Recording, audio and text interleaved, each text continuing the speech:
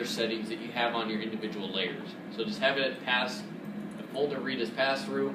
Each one of these layers can now have their own blend type or layer properties, okay, that we'll be able to read. So I'm going to find a few more, so yeah, that was kind of cool. Maybe I'm going to find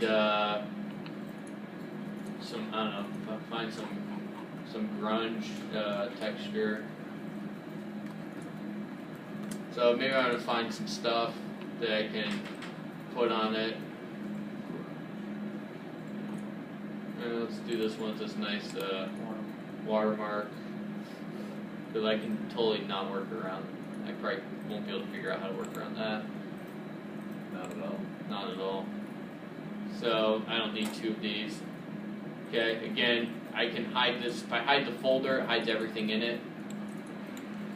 And again, if somebody has a watermark on it, like this, I'm just demoing this, I don't care. But generally speaking, if you're using a texture or using somebody's reference or anything, general rule of thumb on anything art side is less than 20%. Okay, and I don't mean opacity. So I can use part without getting in trouble. I could use part of this and manipulate it enough at the end you don't even know I used it. Okay, at the end, if I tried to turn in and said, "Hey, this is my texture," even if I got rid of the watermark, you obviously stole somebody's work. So I can use parts of things in conjunction with my own. You're never going to see, oh, well, that's that grunge map, right? I might use it as a multiplier in a layer as part, right? I'm only using something with mashed up with something else I've done. Let's find something else.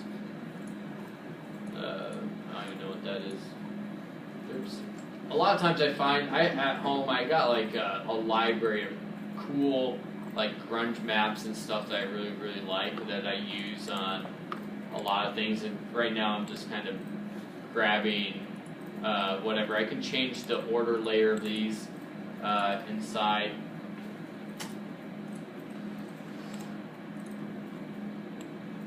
Etc. Okay.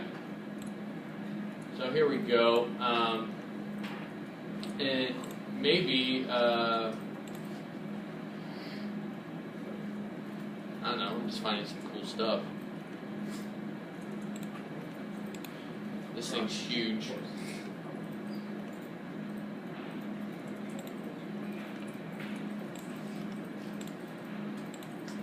But that was, maybe I can find a use for that. Control I will invert anything, by the way. So, but maybe I'll use something like that.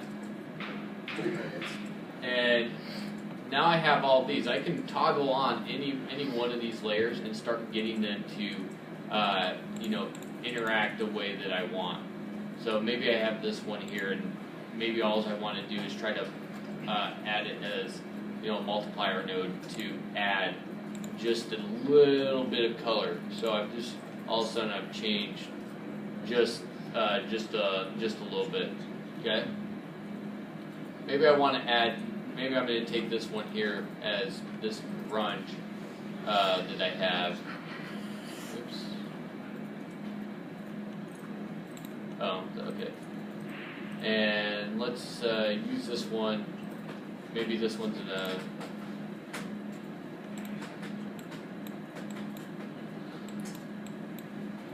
We'll use this one as like a little bit of color dodge.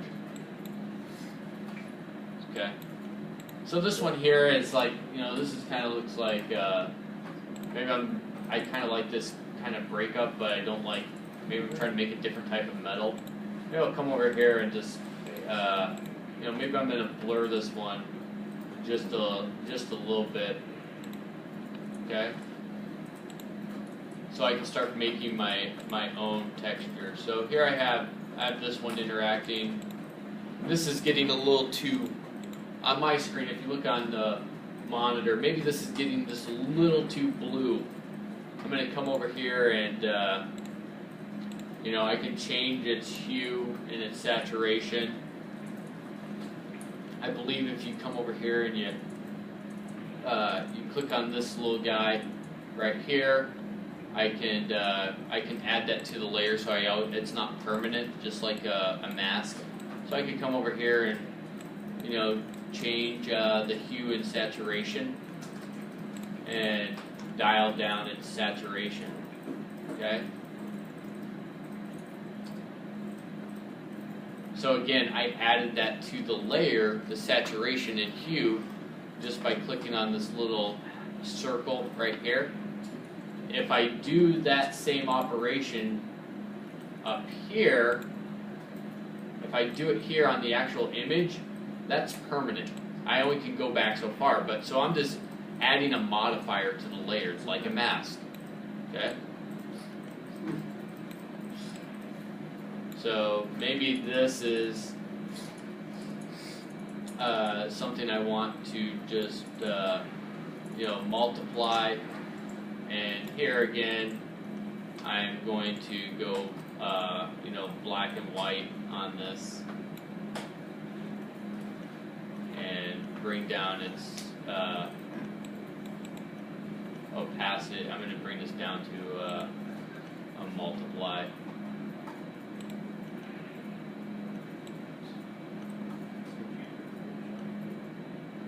It looks like I duplicated it. That's what's going on.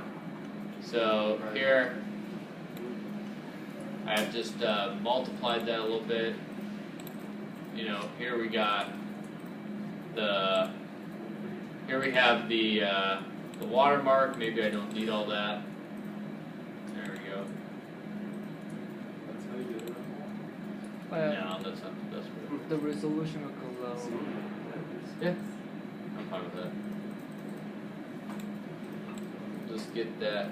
I'm just using this more of like a filler, right? I'm just kind of using this, like I'm just using that to add this little bit of variation. So I'm gonna have to probably look on the monitors if you want. The monitors give a little bit better representation of what I'm seeing on my screen. So you can see I'm changing this, so it's very subtle. Okay, it's very subtle, something like that. You know, the resolution is blown out a little bit. Maybe I'm just saying come in here and just blur it. I'm just using this as a little bit of a filler. Layer. Okay.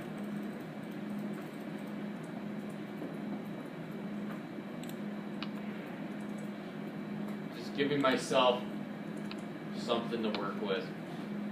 Okay. Maybe, and then yep. Can you do filters on a mask? On a mask? Yeah. Yeah, I think so. Like you have to actually select. If you have a mask and you select it, you should. I was just wondering if there was like a way to like do a filter on the actual image, but to be able to save it to a mask. So like if you wanted to take it back, you could. Well, you can run the FX filters right here. You can choose it down here in FX. You can have add an effect to a layer. So anything that's added, like anything that's linked like this, I guess a more proper way to explain it would be it's modifying that layer, right?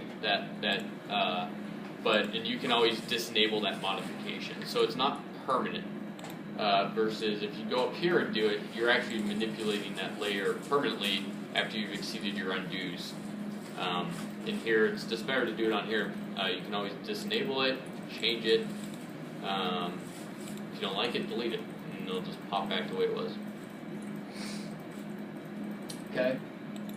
So here, I kind of want to get some of my own action. Maybe I want to get some of my own scratches that I make. So I'm just going to open up a new file, and I'm just going to do a 512 by 512. Okay, and in here